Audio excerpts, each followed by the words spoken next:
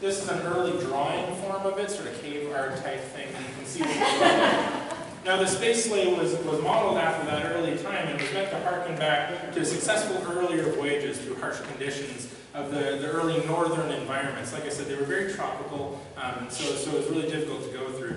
So obviously only the very wealthy could afford one of these. It was about 125 cubits to go on a journey. And so it was the height of human development in space travel at that time. And to be able to go into space and seemingly be out in the open without any protection. Now, as everyone knows, the open and airless tour was used to showcase the newly released breathe-able technology, which are now commonly known throughout the universe. In fact, you probably use one on your walk here. Now, for any foreigners here tonight, the breathe-able was, of course, a small little oxygen device that you'd stick under your tongue and it let you breathe. It sort of had an air supply in it, so you wouldn't need to have a spacesuit, and that's the beauty of that. But it only really worked if you had something to protect your body, and that was when the special spray, the temperature-insulating spray came in, temperature sealant, as you may know, it's a trademark name. That was when it came in. So when you combined that with breathe-able, you could be able to put breathe-able on your tongue, spray yourself with the temperature sealant, and then you'd be able to travel in space no matter what. It didn't really matter what you were wearing. So it was invented, the spray was invented in 3658 BAC, so just 2 years before the tour. And you can see how it added leaps and bounds to that.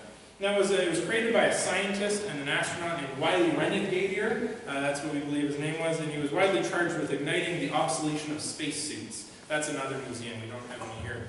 Now, while the breathe-able was a marvelous and ingenious invention, many technologies had, of course, been developed in order to travel in space and to allow humans to have that open and uncovered experience.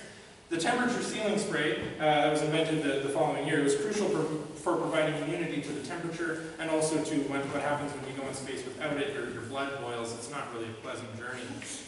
So once people spray themselves with it, it's very breathable, very flexible, and most importantly, it's water soluble. So when you go in space, there isn't really that much water. So it really was nothing could wipe it off until you got to your destination. You just had a quick shower and it went away.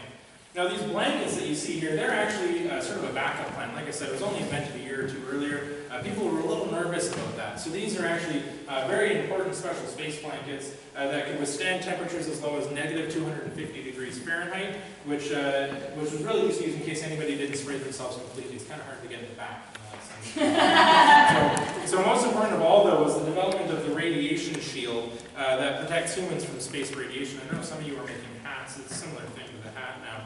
It also instantly disintegrates special small space molecules or micro meteorites which could hit you, so that kept people safe as well.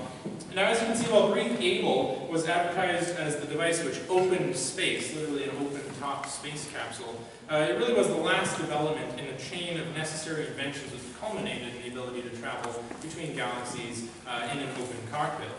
Now, after its initial few tours, this Space Sleigh began regular service between planets just in the main system. Kind of lost its appeal because it was a little slower. It was mainly just for the scenic stuff.